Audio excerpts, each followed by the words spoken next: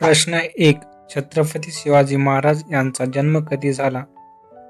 19 February 1630 मध्ये. प्रश्न 2. छत्रपती शिवाजी महाराज यांचा जन्म कोणत्या किल्ल्यावरती झालेला होता?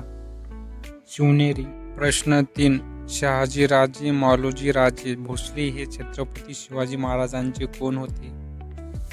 वडील. प्रश्न 4. छत्रपती शिवाजी महाराज यांच्या आईचे नाव काय होते? जिजाबाई. प्रश्न 5. मराठा साम्राज्याचे शिवाजी महाराज हे कितवे छत्रपती होते? पहिले.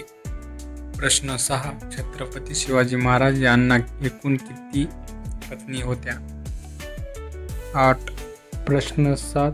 छत्रपती शिवाजी महाराज यांच्या पहिल्या पत्नीचे नाव काय? सईबाई. प्रश्न 8. छत्रपती शिवाजी महाराजांना एकूण किती मुले होते? 2.